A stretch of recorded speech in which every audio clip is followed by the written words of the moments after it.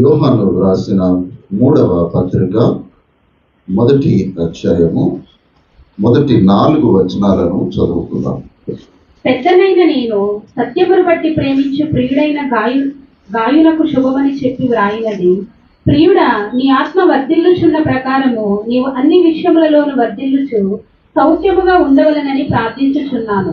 నీవు సత్యమును అనుసరించి నడుచుకొనుచున్నావు గనుక సహోదరులు వచ్చి నీ సత్య ప్రవర్తనను గురించి సాక్ష్యము చెప్పగా విని బహుగా సంతోషించితిని. నా పిల్లలు సత్యమును అనుసరించి నడుచుకొనుచున్నారని వినుట కంటే నాకు ఎక్కువైన సంతోషము లేదు. ప్రార్థన చేసుకుందాం. సర్వోన్నతుడా, సర్వకృపానిధి అగు ప్రభువా, మీకే స్తోత్రము తండ్రి. మీ పరిశుద్ధ లేఖనములలోని ఆశ్చర్యకరమైన సంగతులను మేము ఎరుగునట్లు మా హృదయ నేత్రములను తెరవమని మా ప్రభు అయిన యేసు క్రీస్తు ద్వారా వేడుకొంచుంటున్నాము తండ్రి. ఆమేన్. యేసు క్రీస్తునందు ప్రియులారా, దేవుని మహాకృపను బట్టి దేవునికి వందనాలు చెల్లిస్తూ కూడి వచ్చిన మీ అందరికీ ఈ పరిశుద్ధ దిన శుభములు, ఆశీర్వాదములు తెలియజేస్తూ ఉంటున్నాను.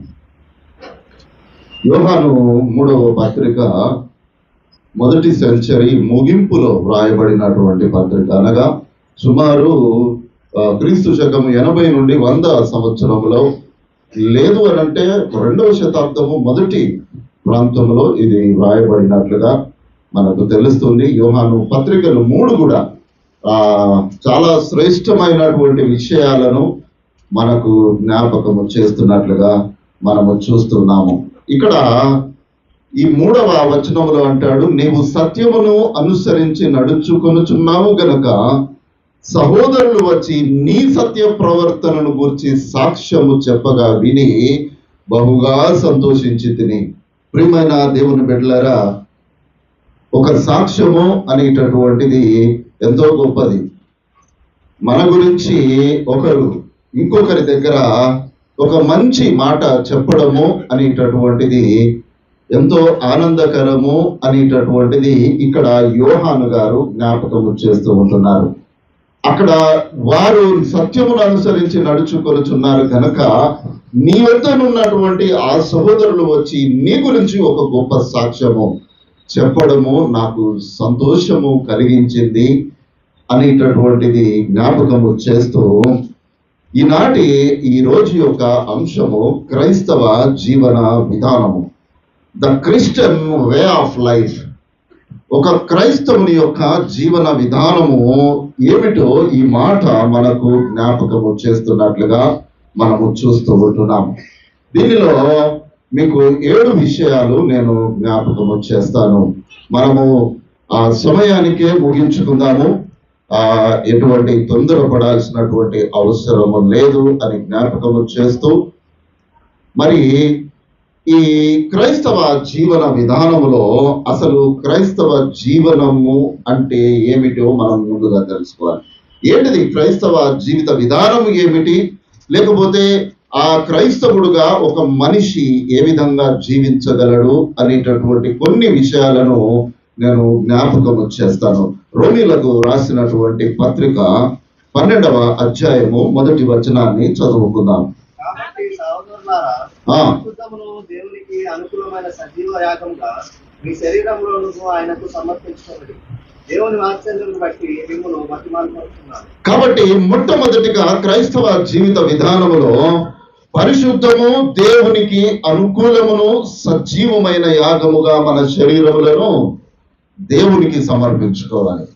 ఇక్కడ శరీరమును సమర్పించుకొనుడి అని చెప్పడంలోని ఆంతర్యం ఏమిటి అనగా, మానవుని పాపమునకు కారణమే శరీరము. కాబట్టి మొట్టమొదటిగా పౌలు గారు జ్ఞాపకము చేస్తూ ఉంటున్నారు, పరిశుద్ధము, దేవునికి అనుకూలమైనటువంటి ఆ శరీరములను ఆయనకు సమర్పించుకోవడము క్రైస్తవ జీవన విధానములో మొట్టమొదటి విధానము. రెండవదిగా పేతురు రాసినటువంటి మొదటి పత్రిక 5వ అధ్యాయము 6వ వచనము, దేవుడు తగిన సమయమందు మిమ్మల్ని హెచ్చించినట్లు ఆయన బలిష్టమైన చేతి క్రింద దీన మనస్కులై ఉండుడి. ఇది రెండవ విషయము. మొట్టమొదటిది మన శరీరములను సమర్పించుకోవాలి, పరిశుద్ధము అనుకూలమైనటువంటిదిగా దేవునికి సమర్పించుకోవాలి. రెండవది ఈ సమర్పించుకున్నటువంటి జీవితం ఏదైతే ఉందో, ఆ సమర్పణ జీవితం ఏదైతే ఉందో దాని యందు విశ్వాసము కలిగినటువంటి వారముగా మనం ఉండాలి. దేవునికి మనము మన శరీరాలను సమర్పించుకున్నాము అని అనుకుంటాము, కానీ చిన్న కష్టం రాగానే మన విశ్వాసము నుండి బయటపడతాము పిల్లరా. చాలా మందికి ఉన్నటువంటి శ్రమలకును కష్టాలకు తేడా తెలియదు. శ్రమలకు కష్టాలకు తేడా తెలియదు పిల్లరా. శ్రమలు వేరు, కష్టాలు వేరు. శ్రమలు దేని కొరకు వస్తాయి? ఏది వస్తాయి? ఒక క్రైస్తవునిగా నీవు సువార్త ప్రకటిస్తుంటున్నప్పుడు నిన్ను అనేకులు వచ్చి రాళ్లతోనో కొరడాలతోనో కొట్టి నిన్ను రోడ్డు మీద పడేస్తే నీవు శ్రమ అనుభవించినటువంటి వాడు. కష్టం ఎక్కడ నుండి వస్తుంది? మానవుని యొక్క జీవితములలో నుండే కష్టాలు మొదలవుతాయి. జీతము రాకనో, లేకపోతే డబ్బులు సరిపోకనో, లేకపోతే భార్యకు బట్టలు కొనియలేకనో, పిల్లలకు సరి అయిన భోజనం పెట్టలేకపోతేనో, లేకపోతే ఇంటి కిరాయి కట్టలేకపోతే, ఇవన్నీ కష్టాలు కదా. కానీ క్రైస్తవ జీవన విధానములో ఏమనుకుంటాడంటే మేము బహుశ్రమలు అనుభవిస్తున్నామని. అవి శ్రమలుగా నీవు క్రీస్తు కొరకేమి శ్రమ పడడం లేదు, నీవు జీవిస్తున్నటువంటి జీవితంలో కొన్ని కష్టాలు ఉన్నాయి కదా. ఈ కష్టాలను బట్టి మనం ఏం చేయాలి? దేవుడు తగిన సమయము ఒకటి ఉన్నదయ్యా నీకు. ఆ సమయము వచ్చే వరకు, ఆయన నిన్ను హెచ్చించే వరకు, ఆయన బలిష్టమైన చేతుల కింద నీవు ఎట్లుండాలి? దీనుడవై నివసించుము అని అంటున్నాడు. మొట్టమొదటిగా దేవునికి అనుకూలము, పరిశుద్ధము, సజీవమైన యాగముగా మన శరీరాలను సమర్పించుకోవాలి. రెండవదిగా ఆయన మనల్ని హెచ్చించే వరకు మనము దీన మనస్కులముగా ఆయన చేతి కింద మనము ఉండాలి. మూడవదిగా కొలస్సీలకు రాసిన పత్రిక 3వ అధ్యాయము 12వ వచనము. దేవుని చేత ఏర్పరచబడిన వారును పరిశుద్ధులను ప్రియులైన వారికి తగినట్లు మీరు జాలిగల మనస్సును, దయాళత్వమును, వినయమును, సాత్వికమును, దీర్ఘశాంతమును ధరించుకోండి. మూడవది ఇక్కడ పరిశుద్ధులైనటువంటి ప్రియులైన వారు ఎవరయ్యా? వీరంతా సంఘములో చేర్చబడినటువంటి వారు, సంఘ విశ్వాసులైనటువంటి వారికి నీవు తగినట్లుగా ఉండాలి. ఏమి తగినట్లుగా ఉండాలి? జాలిగల మనస్సు, దయాళుత్వము, వినయము, సాత్వికము, దీర్ఘశాంతము, ఇవన్నీ ఉన్నాయి కదా. గలతీ 5:22 ఎవరికైనా చెప్తారా? వస్తుందా? రావు కదా. మీ సండే స్కూల్ టీచర్ నేర్పిస్తలేనట్టున్నది. నేర్పిస్తున్నావా? ఏమిటి? పాట ఉంది ఒకటి. పాట వచ్చా? ఏ పాట? గట్టిగా పాడండి.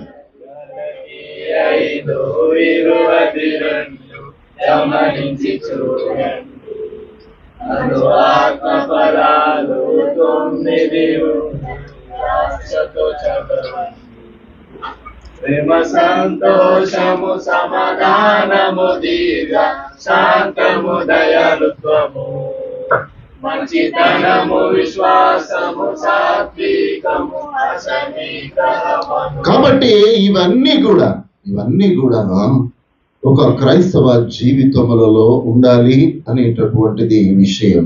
నాలుగవదిగా యాకోబు రాసిన మొదటి పత్రిక 1వ అధ్యాయము 27వ వచనము.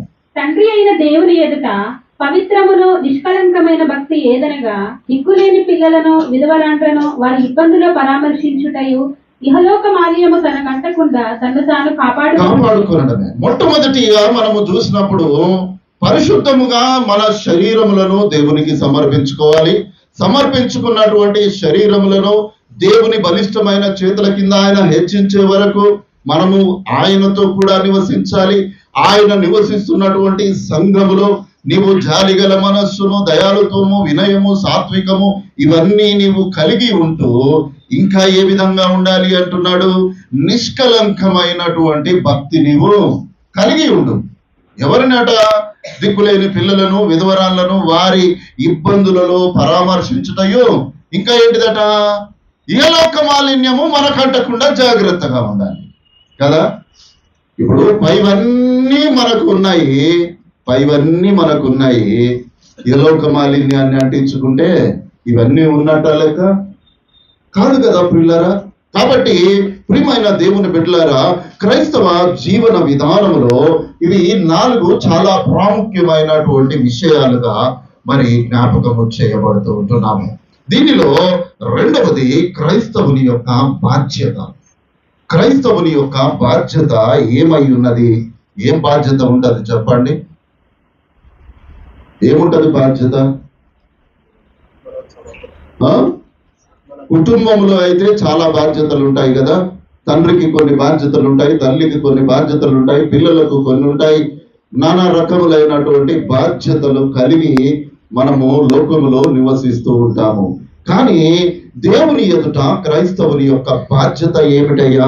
ద్వితీయోపదేశ కాండము 13వ అధ్యాయము 4వ వచనాన్ని చదువుకుందాం. మీరు మీ దేవుడైన యెహోవాకు లోబడి ఆయనకే భయపడి ఆయన ఆజ్ఞలను అనుసరించి ఆయన మాట విని ఆయనను సేవించి ఆయనను హత్తుకొని ఉండవలెను. ఇది మనము ప్రతి ఆదివారము వినేటటువంటిదే కదా. ఏం చేయాలట? మీరు మీ దేవుడైన యెహోవాకు లోబడాలి, ఆయనకు భయపడాలి, ఆయన ఆజ్ఞలను అనుసరించాలి, ఆయన మాటలను వినాలి, ఆయనను సేవించాలి, ఆయనను హత్తుకొని ఉండాలి. ఇగో ఇన్ని బాధ్యతలు దేవుడు మన మీద పెట్టి ఉంటున్నాడు. ప్రియమైనటువంటి దేవుని బిడ్డలారా, మనము ఇక్కడ జ్ఞాపకము చేసుకుంటున్నటువంటి విషయము క్రైస్తవ జీవన విధానములో మొట్టమొదటిగా క్రైస్తవ జీవన విధానము అంటే ఏమిటి? రెండవదిగా క్రైస్తవుని యొక్క బాధ్యత. దేవుని ఎడల ఒక క్రైస్తవుడుగా దేవుడు మనల్ని పిలిచినప్పుడు మనము ఏ బాధ్యత మనము కలిగి ఉండాలి? ఆయనకు లోబడి ఉండాలి, ఆయన మాటలకు మనము భయపడాలి, ఆయన ఆజ్ఞలను అనుసరించాలి, ఆయన మాటలను వినాలి, ఆయనను సేవించాలి అనగా స్తుతించాలి, ఆయనను హత్తుకొని ఉండాలి. ఇవన్నీ మనకు బాధ్యతలే. కానీ వీటిలో ఏదైనా మనము అనుదినము మనము చేయగలుగుతూ ఉంటున్నామా? ఆయనకు భయపడి మనము జీవించగలుగుతూ ఉంటున్నామా? ఆయనకు లోబడి మనము జీవించగలుగుతూ ఉంటున్నామా? అనుదినము నా ఆజ్ఞలను అనుసరించి నడువమని దేవుడు సెలవిస్తూ ఉంటుండగా ఆయన జీవవాక్యమును మనము భుజించగలుగుతూ ఉంటున్నామా? ఒక్కసారి మనల్ని మనము జ్ఞాపకము చేసుకోవాలి. ప్రియమైనటువంటి దేవుని బిడ్డలారా, ఇవన్నీ దేవుని ఎదుట క్రైస్తవుని యొక్క బాధ్యతగా మనము జ్ఞాపకము చేసుకోవాలి. ఉదయ కాలము నుండి మరలా మనము నిద్రించే వరకు మన బాధ్యతలను మనము మర్చిపోకూడదు. ప్రియులారా, తండ్రి తన బాధ్యతలను మర్చిపోడు.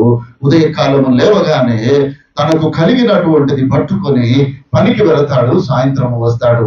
తల్లి తన ఇంటిలో తన బాధ్యతను మర్చిపోదు. పిల్లలను సిద్ధపరుస్తుంది, స్కూలుకు పంపిస్తుంది, తీసుకొస్తుంది, స్నానాలు చేపిస్తుంది, బట్టలు ఉతుకుతుంది, సమస్తము చేసి తన బాధ్యతను నిర్వర్తిస్తుంది. పిల్లలు స్కూలుకు వెళ్ళి చదువుకొని వారి తమ బాధ్యతలను నిర్వర్తిస్తారు. అంతా క్షేమకరమే. కానీ ఈ క్షేమకరము కలిగించినటువంటి ఈ కుటుంబము దేవుడు మనకిచ్చినటువంటి బాధ్యతలను మనము సంపూర్తి చేయగలుగుతున్నాము. నీవు ఈ బాధ్యతను నీవు నీ తల మీద వేసుకోకపోతే, నీవు ఎన్ని బాధ్యతలను నీవు మోసినప్పటికీ నీవు దేవుని ఎడల ఒక నమ్మకమైనటువంటి క్రైస్తవునిగా, బాధ్యత లేనటువంటి క్రైస్తవునిగా నీవు దేవుని ఎదుట కనబడతావేమో. జాగ్రత్త అని దేవుడు మనల్ని హెచ్చరిస్తూ ఉంటున్నాడు. ప్రియమైనటువంటి దేవుని బిడ్డలారా, మూడవదిగా దేవుని ఎడల క్రైస్తవుని యొక్క వైఖరి, నీ ఉద్దేశము, నీ ఆలోచన ఏమై ఉన్నది అనేటటువంటిది దేవుడు మనకు జ్ఞాపకము చేయబడాలని ఆశపడుతూ ఉంటున్నాడు. ఏం వైఖరి? నీవు అసలు నేను దేవుని సంఘములో నేనున్నాను అని అనంటే అసలు నీ వైఖరి ఏంది? నేను ఎందుకు అనుకున్నాను? దేవుడు ఎందుకు పంపించాడు? కారణం ఏంటిది?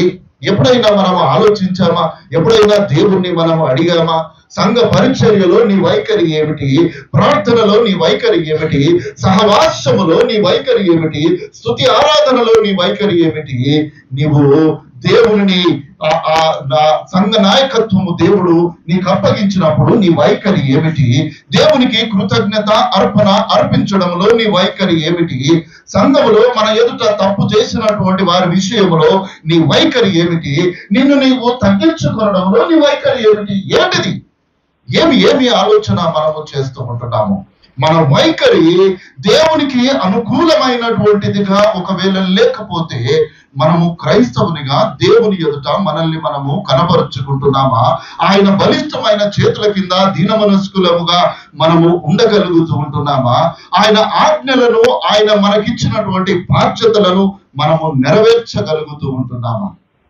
సంఘ జీవితములలో నీ వైఖరి అది ఖచ్చితమైనటువంటిదిగా ఉండాలి. అందుకోసమని అంటాడు కదా, నీ మాట ఎట్లుండాలట? అవునంటే అవును, కాదంటే కాదు అని ఉండాలి. మత్తయి సువార్త 5వ అధ్యాయం 37వ వచనంలో ఆయన అంటాడు కదా, నీ మాట అవునంటే అవునుగా ఉండాలి, కాదు అంటే కాదు అనాలి. వీటికి మించినది ఏడిదట దుష్టుని నుండి కలిగేటటువంటిది అని అంటాడు. ప్రియమైన దేవుని బిడ్డలారా, మన మాట, మన వైఖరి, మన నోటి నుండి వచ్చేటటువంటి మాట, దేవుని ఎదుట మనము పలుకుతున్నటువంటి మాట, అది దేవునికి అనుకూలమైనటువంటిదిగా ఉండాలి అనేటటువంటిది దేవుడు సెలవిస్తున్నాడు. యాకోబు పత్రికలో అంటాడు, మీరు తీర్పు పాలు కాకుండానట్లు మీ మాట అవునంటే అవును, కాదంటే కాదు అన్నట్లుగా ఉండమని ఆ 5వ అధ్యాయము 12వ వచనంలో ఆయన యాకోబు గారు రాస్తారు.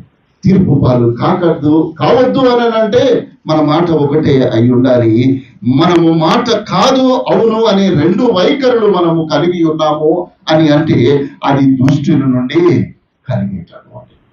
కాబట్టి ప్రియమైనటువంటి దేవుని బిడ్డలారా, మన క్రైస్తవ జీవన విధానము మనము తెలుసుకున్నప్పుడు మన బాధ్యతలను క్రైస్తవునిగా మనం ఎరగాలి. మన బాధ్యత దేవుడు మనకు తెలియజేసినప్పుడు, ఇదిగో ప్రభువా, ఈ సంఘములో ఈ నా వైఖరి ఇది, ఇగో దీని మీదనే నేను కట్టుబడి ఉన్నాను అనేటటువంటి ఒక ఖచ్చితమైన మాట మనము కలిగి ఉండాలి అనేటటువంటిది దేవుడు జ్ఞాపకం చేస్తూ ఉంటున్నాడు. 4వ విషయము, క్రైస్తవుడు తన సంఘములో నడవకూడనటువంటి విధానములను దేవుడు పరిశుద్ధ గ్రంథములో మనకు జ్ఞాపకము చేస్తూ ఉంటున్నాడు. ఏ విధంగా మనము లోకములో ఉండకూడదు, ఏ విధంగా మనము లోకములో నడవకూడదు అనేటటువంటి విషయాలను దేవుడు మనకు జ్ఞాపకము చేస్తూ ఉంటున్నాడు. మొట్టమొదటిగా పాప స్వభావాన్ని అనుసరించి మనము నడవకూడదు. అందుకనే పౌలు గారు అంటాడు, ఆయన మాట్లాడేటటువంటి ఆ బెలియాలతో మనకి ఏం సంబంధమయ్యా, ఆ అన్యజనులతో నీకు ఏం సంబంధమయ్యా? ఏం సంబంధము? పాప స్వభావము కలిగినటువంటి వారముగా మనము ఉండకూడదు. పాప స్వభావమును అనుసరించి నడిచేటటువంటి వారితో కూడా నీవు నడవకూడదు కదా. పాతకాలంలో ఒక మాట చెప్పేటటువంటి గారు కదా, తాటి చెట్టు కింద కూర్చోనట పాలు తాగితే ఏమంటారట? ఎవడన్నా చెట్టు కింద కూర్చొని పాలు తాగుతాడో వాడు కళ్ళే తాగుతున్నాడు అని అంటారు కదా. నీవు పాపితో నీవు నడుస్తూ ఉంటున్నప్పుడు ఏమంటాడు? పాపియే అని అంటాడు. దొంగతో నీవు తిరుగుతుంటున్నప్పుడు దొంగనే అని అంటాడు. వ్యభిచారితో నీ స్నేహం ఉన్నప్పుడు నిన్ను కూడా వ్యభిచారియే అని అంటారు. అది లోకం యొక్క వైఖరి ప్రియులారా. అందుకోసమే అంటాడు, పాప స్వభావాన్ని నీవు అనుసరించి నడుచుకొనకూడదు. రోమా పత్రిక 8వ అధ్యాయము 5వ వచనము. శరీరానుసారులు శరీర విషయముల మీద మనస్సునంతురు, ఆత్మానుసారులు ఆత్మ విషయముల మీద మనస్సునంతురు. శరీరానుసారమైన మనస్సు మరణము, ఆత్మానుసారమైన మనస్సు జీవమును సమాధానమునై ఉన్నది. కాబట్టి శరీరానుసారమైన మనస్సు అది మనకు మరణమును కలగజేసేటటువంటి ఉంటుంది. కాబట్టి మీరు మీ శరీరములను అనుకూలమును, పరిశుద్ధమును, సజీవమైన యాగముగా ఆయనకు సమర్పించుకొనుడి అని సెలవిచ్చినటువంటి మాటను మనము జ్ఞాపకం చేసుకుంటున్నప్పుడు మనము పాప స్వభావాన్ని అనుసరించి మనము నడవకూడదు అని దేవుడు సెలవిస్తున్నాడు. రెండవదిగా దుర్మార్గుల మార్గంలో నీవు నడవకూడదు. సామెతల గ్రంథము 4వ అధ్యాయము 17వ వచనము. దొరికిన దానిని వారు భుజిస్తారు, బలత్కారము చేత దొరికిన ద్రాక్షారసమును త్రాగుదురు. 4:14 భక్తిహీనుల త్రోవలు చేరకుము, దుష్టుల మార్గమున నడవకుము. ఏమంటున్నాడు? భక్తిహీనుల త్రోవను నీవు చేరకుము, దుష్టుల మార్గములో నీవు నడవద్దు. ఇంతకు ముందే జ్ఞాపకం చేసుకున్నాం కదా, మనము ఏ విధంగా ఉంటే, మనం ఎవరితో స్నేహము చేస్తే మనము అటువంటి వారమే అనేటటువంటిది కనబడుతుంది కదా. ఇంగ్లీష్లో ఒక సామెత ఉంటుంది, దాని అర్థం ఏంటిది అని అంటే, నీవెవరో నీవు తెలుసుకోవాలి అని అంటే, నీ గురించి ఏం తెలుసుకోవద్దట, నీ స్నేహితుడు ఎవడో తెలుసుకొని వాని గురించి తెలుసుకుంటే చాలు అని అంటారు. అంటే అర్థం ఏంటిది? ఎటువంటి వాడు అటువంటి వానికి స్నేహితుడు అవుతాడు. కాబట్టి ప్రియమైన దేవుని బిడ్డలారా, మనము పాప స్వభావమును అనుసరించి నడుచుకొనకూడదు. తర్వాత దుర్మార్గుల మార్గములలో మనము నడవకూడదు. భక్తిహీనుల త్రోవను చేరకుము, దుష్టుల మార్గములో నీవు నడవకుము అని సెలవిస్తున్నట్లుగా చూస్తాము. మూడవదిగా, చీకటి మార్గములో నీవు నడవకుము అని మనకు సెలవిస్తుంది. సామెతల గ్రంథము 2వ అధ్యాయము 12-13 వచనాలు. అది దుష్టుల మార్గము నుండి, మూర్ఖముగా మాట్లాడే వారి చేతిలో నుండి నిన్ను రక్షించును. అట్టివారు చీకటి త్రోవలలో నడవవలెనని యథార్థ మార్గములను విడిచిపెట్టెదరు. కాబట్టి ఈ పైన ఎవరైతే దుర్మార్గులు, పాప స్వభావాన్ని కలిగి ఉన్నటువంటి వారు నడిచేటటువంటి మార్గము ఎట్లా ఉంటది అంటే, అట్టి వారు చీకటి త్రోవలలో నడవవలెనని యథార్థ మార్గములను వారు విడిచిపెట్టేదారు. ప్రియమైనటువంటి దేవుని బిడ్డలారా, మనము అటువంటి వారిలో మనము ఒకటిగా మనము ఉండకూడదు. ఎందుకొరకనగా మన ప్రభువు మన కొరకు తన ప్రాణమును ఆయన పెట్టెను. ఆయన ప్రాణము పెట్టడము, ఆయన సిలువలో కార్చినటువంటి రక్తము ద్వారా ఆయన పిలుపునకు లోబడినటువంటి మనము ఆయన పరిశుద్ధ సహవాసములో నిలవబడడానికి దేవుడు ఒక గొప్ప ధన్యతను దేవుడు మనకు కలుగజేసి ఉంటుండగా, మనము ఈ చీకటి మార్గములను మనము ఎంచుకొనకూడదు అనేటటువంటిది ఇక్కడ మరి సెలవిస్తున్నట్లుగా మనము చూస్తాము. 4వదిగా, దుష్టుల ఆలోచన చొప్పున నడవకుము. కీర్తన 1 వచనంలోనే ఉంటది కదా, దుష్టుల ఆలోచన చొప్పున నడవకుము, పాపుల మార్గమున నిలవకుము, అపహాస్యకులు కూర్చుండు చోట కూర్చుండకు. 5వదిగా, క్రైస్తవునికి ఉండకూడనటువంటిది, దానిలో నడవకూడనటువంటి విషయము గర్వము.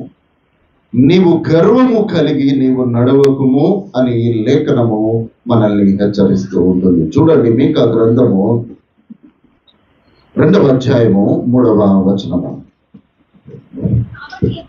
కాబట్టి యెహోవా సెలవిచ్చినది ఏమనగా, గొప్ప అపాయ కాలము వచ్చుచున్నది, దాని క్రింద నుండి తమ మెడలను తప్పించుకొనలేకుండానంతగాను, గర్వము నడవలేకుండానంతగాను ఈ వంశములకు కీడు చేయని ఉద్దేశించుచున్నాను. కాబట్టి గర్వముగా నడవలేకుండానంతగాను నేను వారి కీడు చేస్తాను అని అంటాడు దేవుడు. క్రైస్తవ జీవితములలో ఈ గర్వము అనేటటువంటిది ఎప్పుడైతే వస్తుందో అది నాశనానికి మొదటి మెట్టు. ప్రత్యేకంగా యవనస్తులు జ్ఞాపకం చేసుకోవాలి. ఎవరైనా ఏదైనా మాట చెప్పినప్పుడు నువ్వేంద్ర నాకు చెప్పేది అనేటటువంటి గర్వపు ఆలోచన మన జీవితంలో రాకూడదు. ఎందుకొరకు తెలుసా? అది మన క్షేమము కొరకే ఎదుటివారు మనకు చెప్తారు. కాబట్టి గర్వపు తలంపు, గర్వపు ఆలోచన, గర్వపు నడక క్రైస్తవ జీవితములలో ఉండకూడదు అనేటటువంటిది మరి లేఖనము మనల్ని హెచ్చరిస్తున్నట్లుగా మనము చూస్తూ ఉంటున్నాము. కాబట్టి ప్రియమైనటువంటి దేవుని బిడ్డలారా, మనము మన క్రైస్తవ జీవిత విధానము అంటే ఏమిటో మనము చూసాము. 2వదిగా, క్రైస్తవుని దేవుని యొక్క సన్నిధిలో క్రైస్తవుని యొక్క బాధ్యత, కుటుంబంలో ఏ విధంగా క్రైస్తవుడు తన బాధ్యతలను నిర్వర్తిస్తాడో సంఘములో దేవుని యందు కూడా తన బాధ్యతను నిర్వర్తించాలి. 3వదిగా, క్రైస్తవుని యొక్క వైఖరి స్పష్టమైనటువంటిదిగా ఉండాలి. 4వది, క్రైస్తవుడు ఏ విధంగా నడవకూడదో దేవుని లేఖనము సెలవిచ్చినట్లుగా చూస్తాము. 5వది, క్రైస్తవుడు ఏ విధంగా లోకములో నడవాలో లేఖనము మనకు సెలవిస్తూ ఉంటుంది. అనేక రకాలుగా మరి ఈ లేఖనము మనతో మాట్లాడుతున్నట్లుగా చూస్తున్నాము. మొట్టమొదటిగా మనము దేవునితో నడిచే అనుభవము మనము కలిగి ఉండాలి. చూడండి 56వ కీర్తన 12వ చరణము. దేవా, నీవు మరణములో నుండి నా ప్రాణములు తప్పించి ఉన్నావు. నేను జీవపు వెలుగులో దేవుని సన్నిధిని సంచరించినట్లు జారిపడకుండా నీవు నా పాదములను తప్పించి ఉన్నావు. కాబట్టి మరణములో నుండి నా ప్రాణమును తప్పించి ఉన్నావు, వెలుగులో దేవుని సన్నిధిలో సంచరించినట్లు జారి పడకుండా నీవు నా పాదములను తప్పించి ఉన్నావు అని అంటే అర్థం ఏంటిది? ఆ భక్తుడు దేవునితో సహవాసము కలిగి దేవునితో నడుస్తూ ఉంటున్నాడు. దేవుని చేయి ఆ వ్యక్తి యొక్క చేయిని పట్టుకొని ఉన్నది. కాబట్టి ఆ మరణములోనికి కానీ జారిపడేంత స్థితి కానీ దేవుడు ఆ వ్యక్తికి కలుగనీయలేదు అనేటటువంటి సత్యాన్ని అక్కడ జ్ఞాపకము చేస్తూ ఉంటున్నాడు.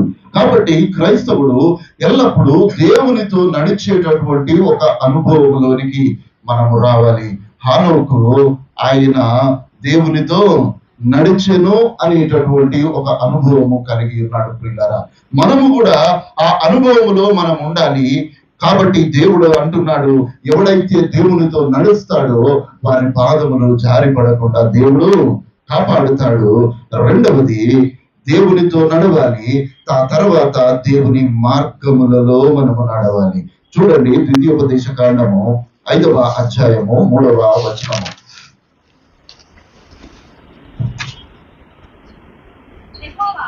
యెహోవా తన పితరులతో కాదు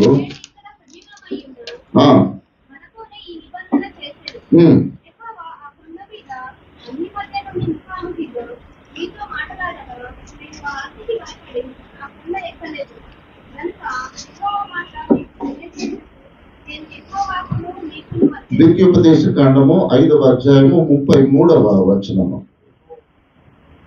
కాబట్టి మీరు కుడికే గాని ఎడమకే గాని తిరగక మీ దేవుడైన యెహోవా ఆజ్ఞాపించినట్లు చేయుటకు జాగ్రత్త పడవలెను.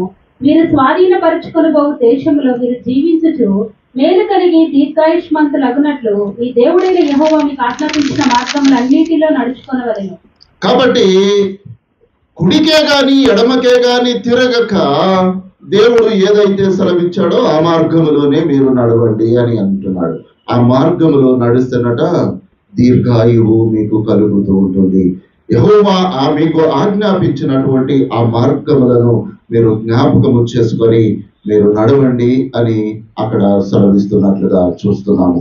దేవునితో నడవాలి, దేవునితో నడిచే అనుభవంలోనికి మనము వెళ్ళాలి, దేవుడు చూపించినటువంటి మార్గములలో మనము నడవాలి.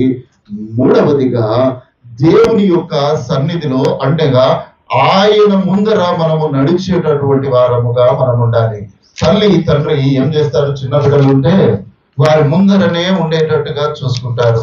ఏ ఫంక్షన్కు పోయినా ఎక్కడికి పోయినా వారు ఏం చేస్తుంటున్నా తమ బిడ్డల వైపే తమ కన్నులు ఉంటాయి. ఎందుకో తెలుసా? వారు మన ఎదుట ఉంటే వారు తప్పిపోకుండా ఉంటారు, వారికి గాయము కలగకుండా ఉంటుంది, వారికి ఏ విధమైనటువంటి హాని కలగకుండా వారు నివసిస్తారు అనేటటువంటి ఆలోచన ప్రతి తల్లిదండ్రులు ఉంటుంది. దేవుడు కూడా అదే ఆలోచన కలిగి ఉన్నాడు. నా పిల్లలు ఎల్లప్పుడూ నా ఎదుట ఉండి వారి జీవనాన్ని కొనసాగించాలి అనేటటువంటి విషయాన్ని జ్ఞాపకము చేస్తున్నాడు. చూడండి, రాజుల మొదటి గ్రంథము 2వ అధ్యాయము 3వ వచనము. దేవుడైన యెహోవా అప్పగించిన దానిని కాపాడి ఆయన మార్గములను అనుసరించిన ఎడల నీవు ఏ పని పూరికొనినో ఎక్కడ తిరిగిననో అన్నిటిలో వివేకముగా నడుచుకొందు. కాబట్టి నీ దేవుడు నీకు అప్పగించినటువంటి దానిని కాపాడి ఆయన మార్గములను అనుసరించిన ఎడల నీవు ఏ పని చేసినా, ప్రియమైన దేవుని బిడ్డలారా, దేవుని ఆలోచన లేకుండా, దేవుని యొక్క ఉద్దేశములు లేకుండా చాలా సార్లు చాలా కార్యములను మనము తలపెడుతూ ఉంటాము. కానీ దేవుడు అంటున్నాడు, ఆయన ముందర నీవు నడుస్తూ, ఆయన ఆజ్ఞానుసారముగా నీవు నడుస్తూ ఉంటున్నప్పుడు నీవు ఏ పని పూనుకొనినా, నీవు ఎక్కడ తిరిగినను అన్నిటిలో దేవుడు నీకు తన ఆ జ్ఞానమును వివేకమును దేవుడు నీకు కలగజేస్తాడు కదా. వివేకము అని అంటే ఏంటిది? ఏంటిది వివేకం అని అంటే? వివేకము అనేటటువంటిది మనకు చాలా సందర్భాల్లో మనకు అర్థం కాకపోవచ్చు, కానీ పరిశుద్ధ గ్రంథం ఏం చెప్తుంది అని అంటే పావురము వలె నిష్కపటులై ఉన్నది. ఎట్లుండాలట? పాము వలె వివేకము కలిగి ఉండాలట. పాముకు వివేకం ఉంటుందా? అసలు ఉండదా? మరి దేవుడు ఎందుకు చెప్పాడు? వివేకం అంటే ఏంటిదో తెలుసా? నువ్వు ఏ సమయంలో ఆపద కలిగినా వెంటనే ఒక నిర్ణయము తీసుకోవడమే వివేకం. పాము ఏం చేస్తుందో తెలుసా? చిన్న అలికిడి కాగానే అది తప్పించుకొని వెళ్ళిపోతుంది. అది ముందు తిరగబడడం కంటే తన ప్రాణాన్ని రక్షించుకోవడానికి అది ఉంటది. అందుకే దేవుడు అన్నాడు, పాము వలె వివేకము కలిగి ఉండాలి. దేవుడు అంటున్నాడు, నీవు ఎక్కడ తిరిగినా, నీవు ఏ పని చేసినా దేవుడు నీకు జ్ఞానము కాదు వివేకమునిస్తాను అని అంటున్నాడు. అంటే ఏంటిది? ఆ క్షణములోనే నువ్వు ఏది చేయాలో దేవుడు నీకు నేర్పిస్తాడు. ఆ క్షణములోనే. కాబట్టి ప్రియమైనటువంటి దేవుని బిడ్డలారా, మనము దేవుని ముందర మనము నడిచేటటువంటి అనుభవము మనము కలిగినటువంటి వారముగా మనము ఉండాలి. 4వదిగా సత్యమును అనుసరించి మనము నడవాలి. సత్యము అనుసరించి నడిచేటటువంటి వారముగా మనం ఉండాలి. 26వ కీర్తన 3వ చరణం. నీ కృప నా కన్నుల ఎదుట నుంచుకొని ఉన్నాను, నీ సత్యమును అనుసరించి నడుచుకొనుచున్నాను. ఇక్కడ కీర్తనకారుడైన దావీదు అంటున్నాడు, నీ కృప నా కన్నుల ఎదుట ఉంచుకొని ఉన్నాను, నీ సత్యమునే నేను అనుసరించి నడుచుచున్నాను. యేసుక్రీస్తు ప్రభుల వారు చెప్పిన 3 మాటల్లో నేనే మార్గమును, నేనే సత్యమును. కాబట్టి దావీదు అంటున్నాడు, నీ సత్యమునే నేను అనుసరించి నడుచుచున్నాను. ఇంతకు ముందు మనము చదువుకున్నటువంటి ఆ 3వ యోహాను పత్రిక ఆ 3-4 వచనాలను మనము జ్ఞాపకము చేసుకున్నట్లయితే, నీవు సత్యమును అనుసరించి నడుచుకొనుచున్నావు గనక సహోదరులు వచ్చి నీ సత్య ప్రవర్తనను గురించి సాక్ష్యము చెప్పగా ఏం చేశాడట? నేను విని బహుగా సంతోషించి తిని అని చెప్తూ ఆ 4వ వచనంలో ఏమంటున్నాడు? చదవమా. నా పిల్లలు సత్యమును అనుసరించి నడుచుకొనుచున్నారని వినుట కంటే నాకు ఎక్కువైన సంతోషము లేదు. ఏంటిదట? ఇంకేముంటదయ్యా? ఒక సంఘము సత్యమును అనుసరించి నడుచుకొనుచున్నది అని అంటే దానికంటే గొప్ప ఆనందం ఇంకొకటి లేదు. పిల్లరా, ప్రియమైనటువంటి దేవుని బిడ్డలారా, మనము మన జీవన విధానములో మనము దేవునితో కలిగేటటువంటి సంబంధము మనము సత్యమును అనుసరించి నడుచుచున్నామా లేదా అనేటటువంటిదే మన దేవుడు మన నుండి కోరుతుంటున్నాడు. ఎందుకనగా నా పిల్లలు సత్యమును అనుసరించి నడుచుచున్నారనే వార్త, ఇంకా దానికంటే గొప్ప సంతోషం ఏముందయ్యా? లోకంలో ఏమైనా సంతోషం ఉందా దేవునికి? కాబట్టి ప్రియమైనటువంటి దేవుని బిడ్డలారా, మనము సత్యమును అనుసరించి నడవాలి. తర్వాత 5వదిగా మనము వెలుగులో నడవవలసినటువంటి వారముగా మనము ఉంటున్నాము.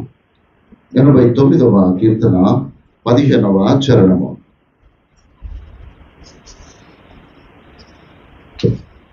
శృంగధ్వనులు నెరుగు ప్రజలు ధన్యులు, యెహోవా నీ ముఖకాంతిని చూచి వారు నడుచుకొనుచున్నారు. శృంగధ్వనుల నెరుగు ప్రజల ధన్యులు, యెహోవా నీ ముఖ కాంతి చూచి వారు నడుచుకొనుచున్నారు. దేవుని ముఖ కాంతి వెలుగు కలిగినటువంటిది. ఆ వెలుగులో వారు నడుచుచున్నారు. యాకోబు యెషయా పత్రికలో అంటాడు, యాకోబు వంశస్థులారా రండి, మనము యెహోవా వెలుగులో నడుచుకుందాము అని అక్కడ వ్రాయబడింది. యెషయా గ్రంథము 2వ అధ్యాయం 5వ వచనములో ఉంటది, యాకోబు వంశస్థులారా రండి, మనము యెహోవా వెలుగులో నడుచుకుందాము అని అక్కడ వ్రాస్తాడు. కాబట్టి ఆ దేవుని వెలుగులో నడవడము అనేటటువంటి ఒక గొప్ప అనుభవము. లేదు అని అంటే ఆయన ముఖ కాంతిలో నడిచేటటువంటి అనుభవము. నేను లోకమునకు వెలుగై ఉన్నాను, కాబట్టి మీరు నన్ను అనుసరించి నడుచుకొనుడి అని దేవుడు సెలవిచ్చినటువంటి మాటలను మనము జ్ఞాపకము చేసుకుంటున్నప్పుడు మనము వెలుగులో నడవవలసినటువంటి వారముగా ఉన్నాము. ఆరవదిగా మనము దేవుని పేరు చెప్పి మనము నడవాలి. ఇది చాలా కష్టతరమైనటువంటి పని ప్రియులారా. ఎందుకో తెలుసా, ఈనాటి క్రైస్తవుల్లో నేను క్రైస్తవుడను అని చెప్పుకోవడానికి కూడా సిగ్గుపడే క్రైస్తవులు చాలా మంది ఉన్నారు. ఎందుకో తెలుసా, నేను క్రైస్తవుడను అని చెప్పుకుంటే ఉద్యోగం పోయేటటువంటి పరిస్థితులు కూడా ఉన్నాయి. అందుకోసమనే పనిచేసే కాడ హిందువు, ఎక్కడ మందిరానికి వస్తే క్రైస్తవుడు. కానీ దేవుని లేఖనం ఏం సెలవిస్తుందో తెలుసా, నా పేరు చెప్పుకో, నేను క్రీస్తు బిడ్డను అని నీవు చెప్పుకొని నీవు నడుము అని లేఖనము మనతో మాట్లాడుతూ ఉంటుంది. చూడండి, మీకా గ్రంథము 4వ అధ్యాయము 5వ వచనము. ఎవరి భయం లేకుండా ప్రతివాడును తన ద్రాక్ష చెట్టు క్రిందను తన అంజూరపు చెట్టు క్రిందను కూర్చుండును, సైన్యములకు అధిపతి యెహోవా మాట ఇచ్చి ఉన్నాడు. 4:5 సకల జనులు తమ దేవతల నామమును స్మరించుచు నడుచుకొందురు, మనమైతే మన దేవుడైన యెహోవా నామమును ఎల్లప్పుడూ స్మరించుకొందుము. ప్రియమైన దేవుని బిడ్డలారా, సకల జనులు మన కుంభమేళ చూశారు కదా, ఏం చెప్పుకొని పోయారయ్యా వాళ్ళు? ఏం చెప్పుకొని వెళ్ళారు చెప్పండి? మా దేవుడు, మేము అక్కడికి వెళితే మా పాప పరిహారము కలుగుతుంది అని వారు వెళ్ళారు కదా. సకల జనులు వారి వారి దేవతల నామమును స్మరించుచు వారు వెళుతూ ఉంటున్నారు. మనమేమై ఉన్నాము?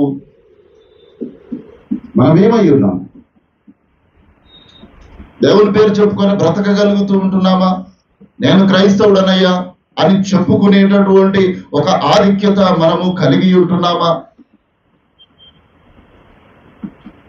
ప్రియమైన దేవుని బిడ్డలారా, మన జీవితములలో మనము మన దేవుని పేరును స్మరించుచు మనము ముందుకు నడవాలి అని దేవుడు మనతో మాట్లాడుతూ ఉంటున్నాడు. 6వదిగా దేవుని భయము కలిగి మనము నడవాలి. నెహెమ్యా గ్రంథము 5వ అధ్యాయము 9వ వచనము. మరియు నేను మీరు చేయనది మంచిది కాదు, మన శత్రువులు అన్యుల నిందను బట్టి మన దేవునికి భయపడి మీరు ప్రవర్తింపకూడదా? కాబట్టి మీరు దేవునికి భయపడి మీ ప్రవర్తన ఉండాలి అనేటటువంటి విషయాన్ని మరి దేవుడు ఇక్కడ మనకు జ్ఞాపకం చేస్తూ ఉంటున్నాడు. దేవుని భయము కలిగి మనము ఉండాలి.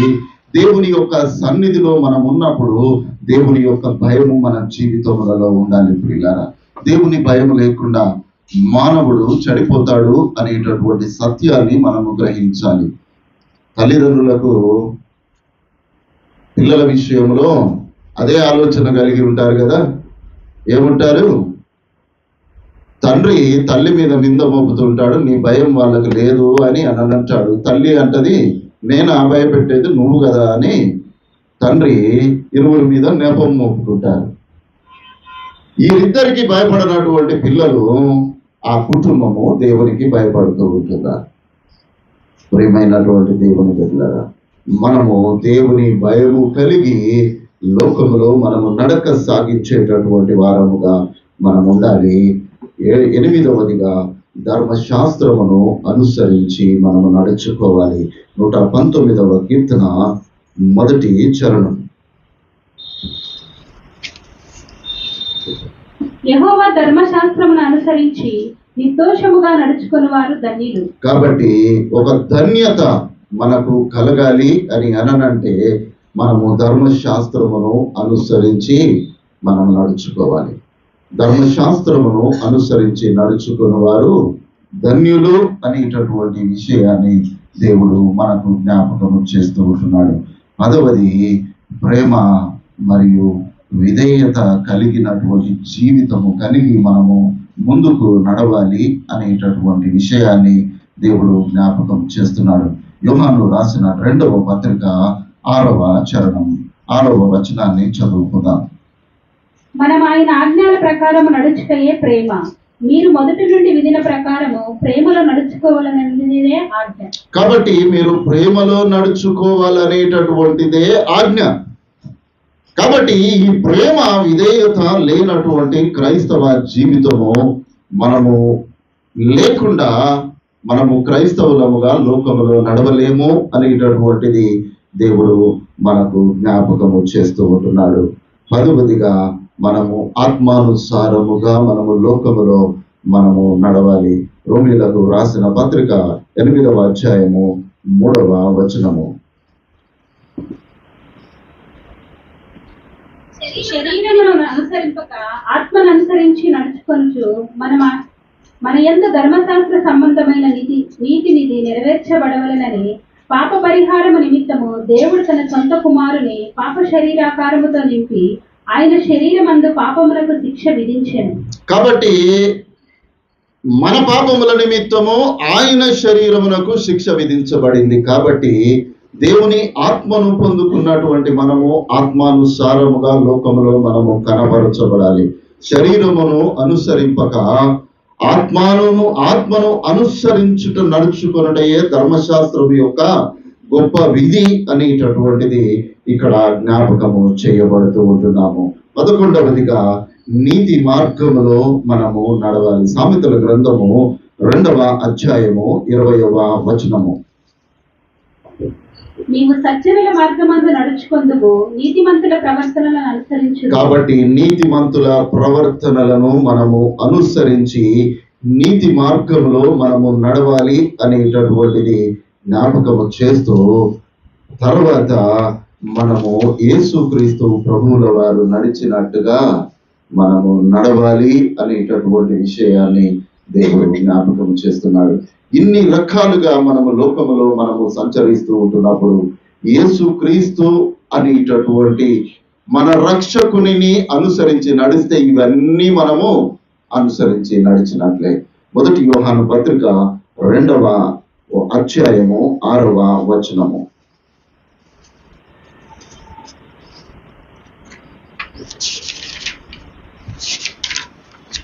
ఆయన వాక్యము ఎవడు గైకొనునో వానిలో దేవుని ప్రేమ నిజముగా పరిపూర్ణమాయెను. ఆయన ఎంత నిలిచి ఉన్నవాడనని చెప్పుకొనివాడు ఆయన ఎలాగూ నడుచుకొనెనో అలాగే తానును నడుచుకొన బద్ధుడనై ఉన్నాడు. మనం ఆయన యందు ఉన్నామని దీని వలన తెలుసుకొనుచున్నాము. కాబట్టి ఆయన యందు నిలిచి ఉన్నవాడనని చెప్పుకొనివాడు ఎలాగూ నడుచుకొనెనో అలాగే తానును నడుచుకొన బద్ధుడై ఉన్నాడు. మనము క్రీస్తుతో నడిచేటటువంటి ఒక గొప్ప అనుభవము మనము కలిగి ఉండాలి అనేటటువంటిది దేవుడు జ్ఞాపకం చేస్తున్నాడు. కాబట్టి హానోకు నడిచినట్లుగా, అబ్రహాము నడిచినట్లుగా మనము దేవునితో నడిచేటటువంటి అనుభవమును మనము కలిగి ఉంటే మనము ఒక విధేయత, వినయము, ప్రేమ కలిగినటువంటి క్రైస్తవులముగా మరి లోకములో మనము ఉంటున్నాము అనేటటువంటిది జ్ఞాపకము చేయబడుతూ ఉంటున్నాము. ప్రియమైన దేవుని బిడ్డలారా, మొట్టమొదటిగా క్రైస్తవ జీవన విధానము ఏ విధంగా ఉండాలి, క్రైస్తవుని యొక్క బాధ్యత 2వదిగా, 3వదిగా క్రైస్తవుని యొక్క వైఖరి, 4వదిగా మనము క్రైస్తవుడు ఏ విధంగా నడవకూడదు, 5వదిగా క్రైస్తవుడు ఏ విధంగా నడవాలి అనేటటువంటి విషయాలను మనము జ్ఞాపకం చేస్తున్నాము. 6వదిగా దేవునితో నడిచినటువంటి, దేవునితో నడక ఉన్నటువంటి వారు కొంతమంది పరిశుద్ధ గ్రంథంలో మనకు కనబడతారు. పిల్లల వారిని మనము అనుసరించి నడిచినట్లయితే మనము నిజమైన క్రైస్తవులముగా మనము లోకంలో మనము కనబడతాం. ఈ క్రైస్తవ జీవన విధానము ఈ విధంగా లేకపోతే మనము విన్నటువంటి వాక్యము వ్యర్థమైపోతుంది అనేటటువంటి సత్యాన్ని కూడా దేవుడు మనకు జ్ఞాపకం చేస్తూ ఉంటున్నాడు. ఇంతకు ముందే చెప్పాను కదా, ఆదికాండం 5వ అధ్యాయం 22వ వచనంలో చూసినట్లయితే, చదవకండమ్మా, హానోకు దేవునితో నడిచెను అనేటటువంటిది మనకు కనబడుతుంది. ఆదికాండము 6వ అధ్యాయము 9వ వచనంలోనికి వచ్చేసరికి నోవాహు గురించి వ్రాయబడింది. నోవాహు దేవుని ఎదుట నిందారహితుడుగాను నీతిమంతుడుగాను ఆయన దేవునితో నడిచినటువంటి వాడుగా మనకు కనబడతాడు.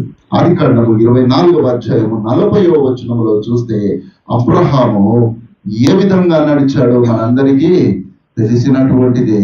అబ్రహాము, నీవు నీ బిడ్డలందరినీ వదిలి నీ యొక్క దేశమును వదిలి నేను చూపించు ప్రాంతానికి వెళ్ళు అని అన్నప్పుడు అబ్రహాము కొన్ని వేల కిలోమీటర్లు దేవునితో నడిచాడు. ఎక్కడికి నడవమంటే నడిచాడు, ఎక్కడ ఆగమంటే అక్కడ ఆగాడు, ఎక్కడ బలిపీఠము కట్టమంటే అక్కడ బలిపీఠము కట్టాడు, ఎక్కడ ప్రార్థన చేయమంటే అక్కడ ప్రార్థన చేశాడు. ఆ తర్వాత ఆయన కుమారుడైనటువంటి ఇస్సాకు 48వ అధ్యాయం 15వ వచనంలో కనబడుతుంది. ఇస్సాకు అబ్రహాములు దేవుణ్ణి అనుసరించి నడిచిరి అనేటటువంటి మాట అక్కడ కనబడుతుంది. మలకి గ్రంథము 2వ అధ్యాయము 6వ వచనంలో చూసినట్లయితే అక్కడ లేవీయుల గురించి వ్రాయబడిన మాటలు మనకు కనబడతాయి. లేవీయులు దేవునితో నడిచి అనేకులను దేవుని తట్టు త్రిప్పిరి అనేటటువంటి మాట అక్కడ మనకు కనబడుతుంది. యెషయా గ్రంథము 38వ అధ్యాయం 3వ వచనములో చూస్తే హిజ్కియా యొక్క ప్రార్థన మనకు కనబడుతుంది. ప్రభువా, నేను నిందారహితుడనై నీ ఎదుట ఏ విధంగా నడుచుకుంటునో నీకు తెలియదా అని ఆ హిజ్కియా చేసిన ప్రార్థన మనకు కనబడుతుంది. నీతిమంతుడైనటువంటి యూదా రాజు యోతాము దేవుని ఎదుట నిందారహితుడుగా నడిచినట్లుగా 2వ దినవృత్తాంతముల గ్రంథము 27వ అధ్యాయము 6వ వచనంలో మనకు కనబడుతుంది. ప్రియమైన దేవుని బిడ్డలారా, వీరంతా దేవునితో నడిచినటువంటి ఒక గొప్ప అనుభవము కలిగినటువంటి వారు. మనము ఈ అనుభవంలోనికి ఎందుకు వెళ్ళలేకపోతూ ఉంటున్నాము? నేను మన పిల్లలకి వాక్యం చెప్పే ముందు ప్రతిసారి వారికి జ్ఞాపకం చేస్తాను. బోధించేవాడు ఏం చేయాలి? పాటించేవాడై ఉండాలి కదా, ప్రవర్తించేవాడై ఉండాలి. నేను వాక్యము చదవక, నేను వాక్యాన్ని నేను చదవకుండా కేవలము సంఘం నా ఎదుట కూర్చుంటారు, ఏది చెప్తే అది వింటారు అని చెప్తే అది దేవునికి అనుకూలమైనటువంటిది కాదు. ప్రియులారా, నువ్వు ఏది చేసినా, నువ్వు సంఘంలో నీవు నాయకత్వము నువ్వు వహించినా నీవు ప్రవర్తించేవాడవై ఉండాలి. నీవు బోధించేవాడవైతే నీవు ఆయన ఆజ్ఞలను పాటించేవాడవై ఉండాలి. నీవు మార్గము చూపించేవాడవైతే ఆ మార్గము నీకు ముందుగానే తెలిసి ఉండాలి. చీకటి మార్గం ఏది, వెలుగు మార్గం ఏదో నీకు తెలిసి ఉండాలి. నీవు సత్యములోనికి నీవు నడిపించాలి అని అంటే నీవు సత్యమును అనుభవించేవాడవుగా నీవు ఉండాలి. నీవు బోధించేవాడవైతే పరిశుద్ధ జ్ఞానము నీవు కలిగినటువంటి వాడవుగా నీవు ఉండాలి. ఇవన్నీ లేకుండా మనము క్రైస్తవులముగా పిలువబడలేము. అందుకోసమే దేవుడు అంటాడు, క్రైస్తవ జీవన విధానము ఒక శ్రేష్టమైనటువంటి జీవన విధానము. ఈ జీవన విధానము ప్రతి క్రైస్తవుడు కలిగి ఉండాలి అని దేవుడు మనతో సెలవిస్తున్నాడు. 7వదిగా ముగింపుగా దేవుడు మనతో నడుస్తానని దేవుడు వాగ్దానం చేశాడు. దేవుడితో నడిచినటువంటి ప్రజలు అనేకులు ఉన్నారు. దేవుడు ఏమంటున్నాడో తెలుసా?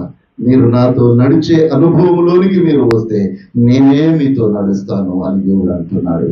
మనము ఆ దేవుడిని ముందు పెట్టుకొని మనము నడిచే అనుభవంలోనికి మనము వెళ్ళగలుగుతూ ఉంటున్నాము. ప్రియులారా, ఎల్లప్పుడూ మన యొక్క సమస్యలు లోకములో అనేకములు విస్తారములైనటువంటి దానికి అంతు ఎప్పుడూ ఉండదు. ప్రియులారా, వారము దినములో ఒక అంతులేనటువంటి కార్యములను ముందట పెట్టుకొని మనము ఆ పరిగెత్తుతూనే ఉంటాము. ఎందుకొరకు అనగా నెల వచ్చేసరికి మనకున్నటువంటి భారముల నుండి మనము విడుదల పొందాలి అని అంటే ఈ వారం అంతా మనము పని చేయాలి. ఈ వారం అంతా పని చేయడానికి ఎక్కడి నుండి రావాలి? బలము, శక్తి, ఆదరణ, నెమ్మది, రక్షణ, అనుభవము. నీ పాదములకు రాయి తగలకుండా దూతలకు ఆజ్ఞాపిస్తానని దేవుని యొక్క సన్నిధిని మనము మర్చిపోకూడదు. నువ్వు దేవుని సన్నిధిని నీవు ఎప్పుడైతే మరిచిపోవో దేవుడు నీతో నడవడానికి ఆయన సిద్ధముగా ఉన్నాడు. దేవుడు నీతో నడవడానికి ఆయన సిద్ధముగా ఉన్నాడు.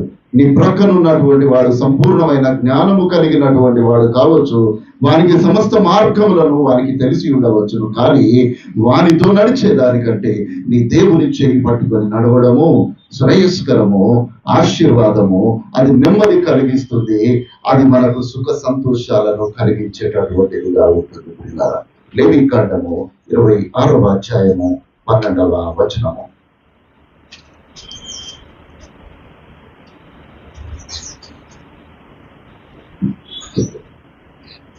మీ యందు నా మనస్సు అసహ్యపడలేదు.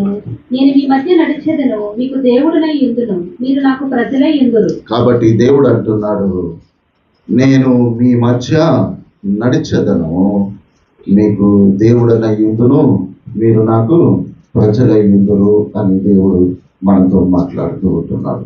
కాబట్టి ప్రియమైనటువంటి దేవుని బిడ్డలారా, పరిశుద్ధ గ్రంథంలో దేవునితో నడిచినటువంటి వారు ఆశీర్వదింపబడ్డారు. హానోకైతే ఆయన శరీరము కూడా చూడకుండా కొనుకోబడినటువంటి ఒక గొప్ప అనుభవంలో ఆయన ఉన్నాడు. నోవాహు నీతిపరుడుగా ఎంచబడి రక్షింపబడిన వాడుగా ఉంటున్నాడు. అబ్రహాము విశ్వాసులకు తండ్రిగా నియమించబడ్డాడు. ఇస్సాకు తన కుమారుల ద్వారా ఇశ్రాయేలు సంతానాన్ని హెచ్చించినటువంటి వాడుగా ఉంటున్నాడు. దేవుడు ఏర్పరచుకున్నటువంటి లేవీయులు యాజకత్వము చేసి దేవుని యొక్క కార్యములను సంపూర్తి చేసిన వారుగా ఉంటున్నారు. హిజ్కియా, యోతాము వంటి యూదా రాజులు ఒక గొప్ప నాయకులుగా, రాజులుగా, దేవుని ఎదుట నమ్మకమైన వారుగా, గర్వము లేనటువంటి వారుగా, విధేయత కలిగినటువంటి వారుగా, దేవుని ఎదుట నడిచిన వారుగా మనకు కనబడుతూ ఉంటున్నారు. కాబట్టి ప్రియమైనటువంటి దేవుని బిడ్డలారా, మన లైఫ్, మన వే ఆఫ్ లైఫ్ ఏమిటి అని మనము ఒకసారి ఆలోచన చేసుకుంటున్నప్పుడు మనం ఏ విధంగా ఉన్నామో, ఏ విధంగా జీవిస్తున్నామో అని ఒకసారి మనల్ని మనము పరీక్షించుకోవాలి. ఎందుకొరకనగా నేను మీతో నడుస్తానని దేవుడు వాగ్దానం చేస్తూ ఉంటుండగా, మనకు వాగ్దానం చేసిన దేవుడు నమ్మదగిన వాడు. ఆ నమ్మదగిన దేవుని యొక్క ఆయన చేయి పట్టుకొని నడుస్తాము. మన జీవితాలను లోపభూయిష్టము లేకుండా ఆయన ఆ విధానములో, ఆయన మార్గములో నడుచుటకు మనల్ని మనము సిద్ధపరచుకున్నాము. అటువంటి గొప్ప అనుభవము దేవుడు ఈ ఉదయకాలం మనందరికీ దయచేయనుగాక.